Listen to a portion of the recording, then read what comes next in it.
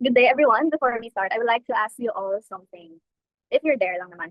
Why was the coordinate plane so good at sports? Why? Because it has great points of view. Now, without further ado, let us start the discussion about Rene Descartes. Next slide. So, as we dive further into the discussion, we're going to leave a phrase with you to remember at the end of the discussion. This is cogito ergo sum. This is a phrase said by Rene Descartes, and it is also a phrase that is very familiar to all of us. If I remember correctly, I first heard this phrase in my philosophy class last year, grade 12, during my first semester, and it has stuck to me ever since. We would like for you to ponder upon this thought and to keep it in mind as we unlock the meaning of this phrase together at the end of the presentation.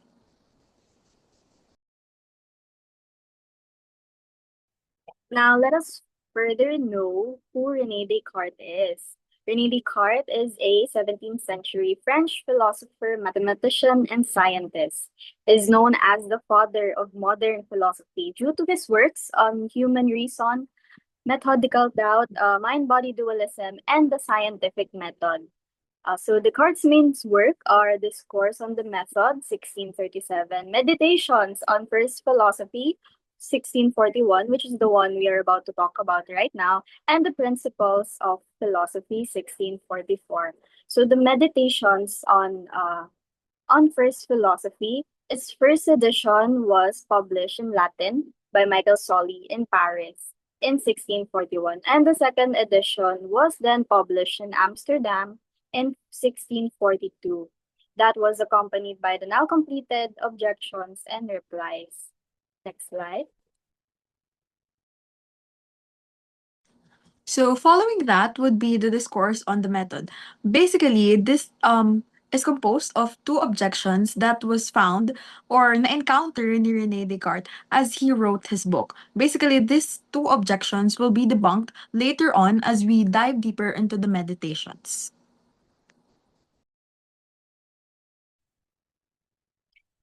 Now, for the first objection on Descartes' work on the discourse on the method, the first objection is that it does not follow from the fact that the human mind reflecting on itself does not perceive itself to be other than a thing that thinks, that its nature or its essence consists only in its being a thing that thinks, in the sense that this word only excludes all other things, which might also be supposed to pertain to the nature of the soul. So basically, the mind's nature isn't only thinking.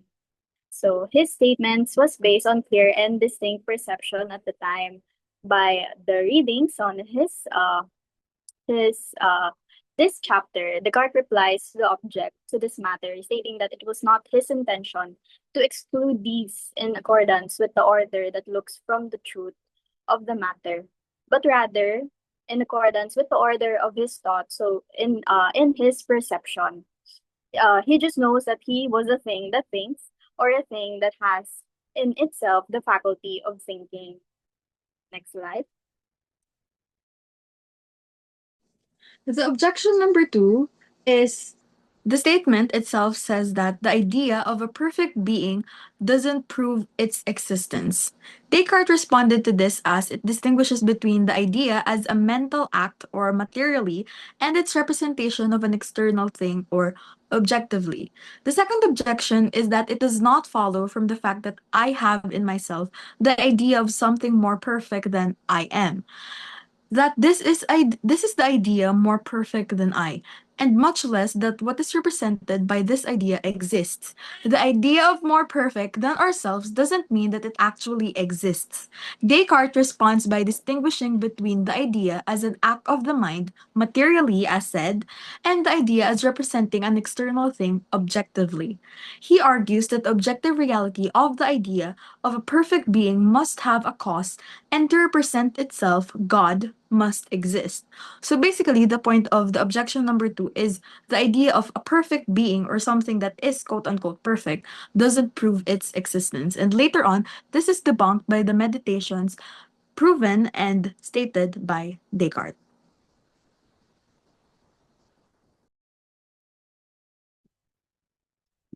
Now let us further explain the six meditations of Rene Descartes.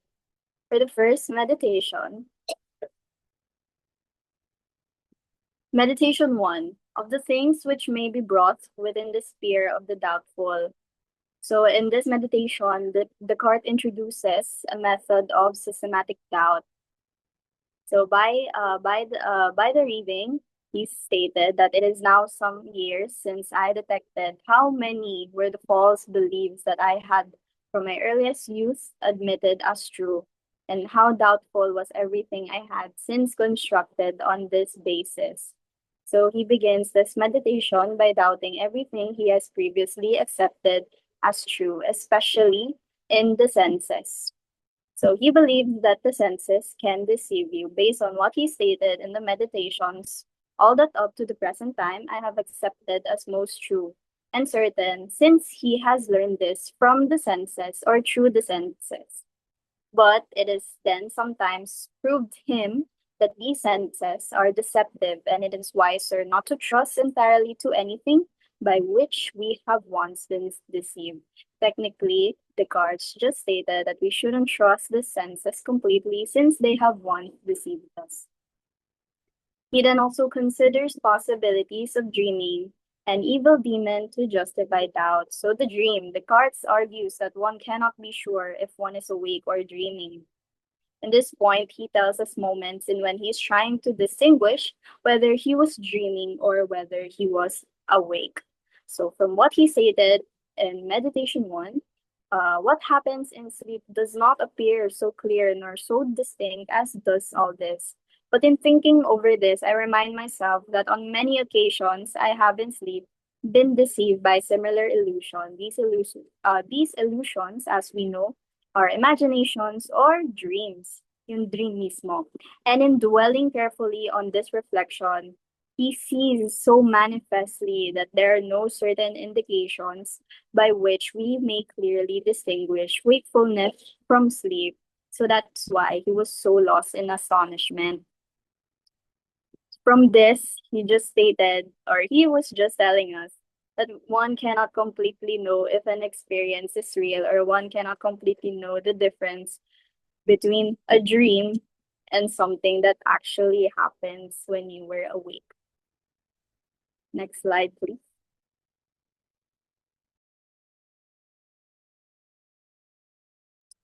So to further explain meditation one, as stated, yes, the senses can deceive you. So he just stated that we shouldn't trust the senses completely since they have once deceived us. Based from the readings that he has stated, it is not wise to trust entirely on the senses. Yes, it can be the truth, but it is not wise to trust it entirely. And then Descartes further argues that one cannot be sure if one is awake or dreaming. He cannot determine whether what was the difference between dreaming or a real life experience. And then he then imagines an evil demon who he considers a powerful deceiver that manipulates him into believing these things incorrectly. Next.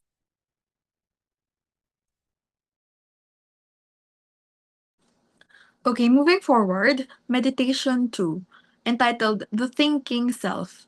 It establishes the foundational truth I think, therefore I am, and it concludes existence as a thinking thing. It distinguishes mind from the body, and the mind is a thinking, non-physical entity.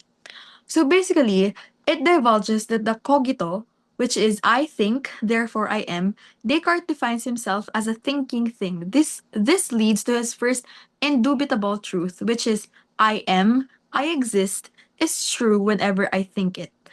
Thinking thing, to discuss it further, it further distinguishes the mind from the body, stating that the mind is a thinking, non physical entity. The very act of thinking, doubting, and being deceived proves that he exists. So, the main point of meditation 2 is sa first meditation kasi, he doubts everything. The things he see, the things he hear, the things he feel, everything that is perceived through his senses. He doubts them. He doubts everything, basically.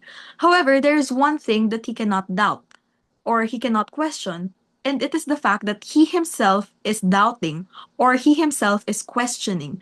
And yun yung mismong point ng meditation number 2, that For him to exist, his proof or his evidence of existence is the fact that he himself is thinking. He himself is doubting something. So that is his main point of existence. And through that, he knows that he is existing and he is a true fact, or kumbaga, he is an existence that is written in records and he's an actual human being because of the fact that he thinks and he doubts. Later on, he discusses na yung difference ng mind and body, which will be later on discussed further. However, ito yung pahapyaw niya na he thinks, therefore he exists.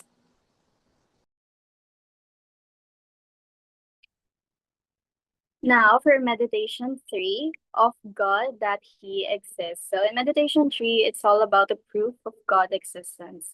So the existence of God, he argues the idea of God must have a cause with equal reality, and the idea of him being perfect. The existence of God. In this meditation, the cards proves that God exists and is the cause of his idea as a perfect being, and the only possible cause of this idea of God is God himself. Therefore, God must exist. And since God is perfect, he cannot be a deceiver because deception is an imperfection. He then concludes God himself is the adequate cause uh, for such an idea that he is perfect. Next slide.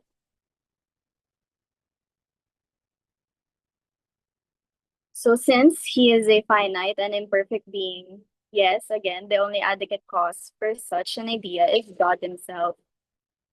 Basically, in this meditation, in meditation tree, it argues that because Descartes has an idea of an infinitely perfect God, he then himself is finite and imperfect, then the idea must have been placed in him by God.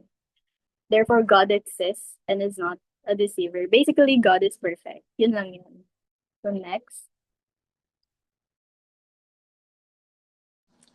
So, moving forward, meditation number 4, truth and error. So, this discusses the clear and distinct perceptions which are true. Error arises from misuse of free will, and the mind makes judgments on things it does not fully understand. And it also discusses the importance of careful judgment and understanding. So, basically, Descartes argues that God is a supremely perfect being. Hence, God cannot be a deceiver. Therefore, he further determines that when Descartes has a clear and distinct perception, it must be true. Therefore, God wouldn't allow him to be mistaken about what he clearly perceives. However, Descartes realizes that if God is not the source of error, then the error must come from himself.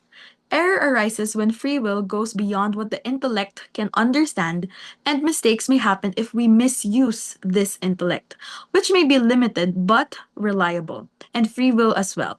And these things are both given by God to us.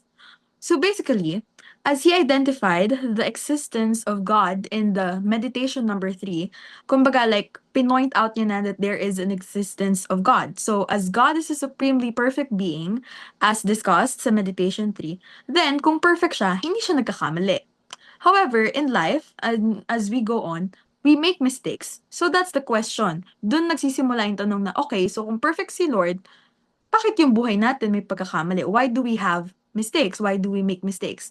And dito niya na-realize na if God is not the source of error, then the error must come from himself because he is not a perfect human being, therefore he is also not God.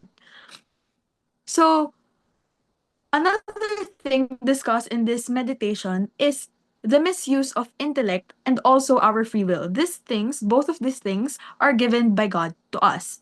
It also explains how different we as human beings are to God, which is the supremely perfect human being as per Descartes. So, a common example siguro na pwede natin mabigay para mas maintindihan natin yung concept niya is, for example, ang goal mo every morning is hindi ka malilate sa school. So, if God, as a perfect human being, wouldn't allow you to make a mistake, if He controls everything that happens in your life, then you wouldn't be able to arrive late at school. However, He gives us the power of intellect to think for our own being and the free will to do what we can do. Free will and intellect is reliable as said per the text and the reading. However, it is also limited. We can only know and do so much. So, hindi natin kontrolado kung magkakamali tayo in being short in making a judgment. Pwedeng mali yung time management mo, pwedeng mali yung schedule mo, and that means that error arises from this because as said, we are not perfect human beings because error arises from us. And it discusses the free will and the misuse of our intellect.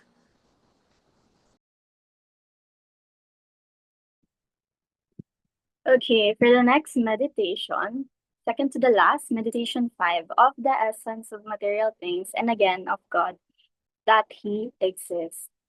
So in this meditation, it states the ontological argument. The idea of God includes existence as a perfection, and that God's existence is necessary. It also then discusses the nature of corporeal things and that the ontological argument of God's existence. Next. So Descartes has the idea of God as a perfect thing, and that his existence is perfection itself. Therefore, he has once proven that God really does exist. And for the ontological argument, uh, Descartes has the idea of God as a perfect being and that he himself is perfection. So God is perfection. By that argument, he then proves that God does exist. And that since God is perfect, he cannot be a deceiver. So by that, Descartes can now trust his clear and distinct ideas as true. And then Descartes argues the ideas such as shape, size, motion, and duration are certainly true because they are clear and distinct in his mind. So this gives him confidence in reasoning about both abstract truths and the essence of things. So the essence of material things, which are then stated in this meditation, Descartes argues that such ideas, yung shape nga, yung size, motion, duration, etc., are certainly true because they are clear and distinct in the mind, in his mind. Therefore, he still cannot prove if the physical world does exist. However, by the ideas such as the shape, size, motion, etc., he then proves that he knows of its fundamental properties, that there are essential features in a materialistic body. Therefore, as stated, he still cannot prove if the physical world does exist. So basically, in meditation 5, it argues that material things has a knowable essence. Yung ideas ng shape, size, motion, duration, etc., gives the ontological proof of God's existence. Since it is part of God's essence, then God must exist. Next, please. So, last but definitely not the least, meditation number 6, entitled The Mind Body Distinction, distinguishes the mind and body as separate substances. The mind and the body are closely joined together, addresses the existence of external and material things, and concludes that material things exist due to God's guarantee of sensory perception's truth. So, the mind is a thinking, indivisible substance. We call it the res cogitans. And the body is a non thinking, divisible substance, which is the res extensa. Descartes argues that if the natures of the mind and the body are completely different, one can determine that the mind and the body are really distinct. However, however, they are closely joined together by forming a union. Following that, Descartes argues that intellect is different from imagination. Intellect conveys ideas clearly and distinctly, while imagination is in need of a mental picture and is dependent on the body. Therefore, he suggests that the mind is separate from the body. Since God is not a deceiver, as he clearly said in meditation number 5, Descartes concludes that his sensory perceptions is the material things must really exist if one can reflect on sensory perceptions. So basically, yung point ng meditation number 6 is the distinction between the mind and the body. So, to keep it more clearly, siguro a modern example can be like a Bluetooth AirPods. You can use the right lang or the left lang. However, you can also use both. They are different, but they're also closely joined together. That's something that we have to understand. Yung mind natin, it is a thinking indivisible substance. As said, it is the res cogitans. And the body is a non-thinking divisible substance, the res extensa. So, to make it more clear, an example of this would be, for example, this one. This is kita ba? This is my water bottle. However, this water bottle, it does not have the ability to think. However, me, as a thinking person, as per Descartes, he thinks, therefore he exists, as he said. So he himself, he thinks, he doubts. So for example, me, I am a person that I know I exist because I think, I doubt. So as a person, the thinking thing, I am the known thinking thing. I know and I think I give a purpose to this water bottle. However, this water bottle, it does not think. It does not have the ability to think and to know who he is or she is as a person. Hindi niya man alam anong purpose niya. Because it is the res extensa. Kumbaga, isa siyang object na hindi naman niya alam kung sino siya. However, me, as a thinking thing, the res cogitans, I give it a meaning and a purpose because I think, which is the main point of the argument of Descartes. So following that, Descartes also explains the difference between intellect and imagination. Intellect, as said dun sa meditation number 5, it is wherein we clearly and distinctly convey an idea. However, sa imagination naman, hindi natin siya mabibigyan ng description unless ma-imagine natin siya sa utak natin, which depicts the mental picture. Following that would be yung external world. So, since God is not a deceiver, Descartes concludes that his sensory perceptions must be true. Following that would be, yun nga, yung sinasabi din niya sa meditation number 5, which is, yung mga nasisense niya, yes, it may be true, but as said by meditation number 1, he cannot truly trust them. Therefore, he doubts them. And as he continues to doubt, mas nagkakaroon siya ng sagot on what's actually real and what's actually not real.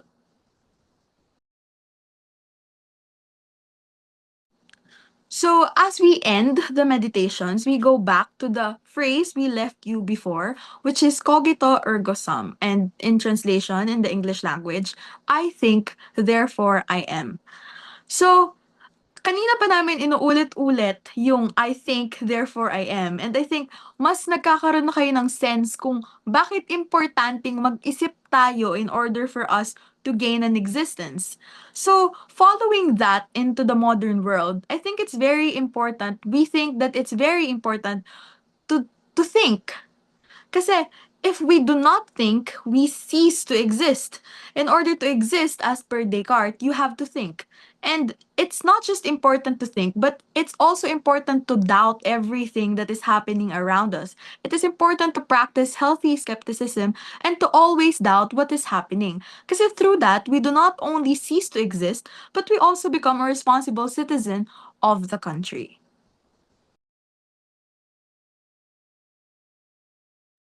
Very well said. Nabilang ba kung ilang beses nasabi ang think? So by that, we may end our presentation here, and here is the list of references that are used in the presentation. So joining us for this presentation, we have our presenters, yours truly, Ariana Santos, and my ever pretty partner, Miss Chloe Cosca. Hello. Ayun, thank you for listening. If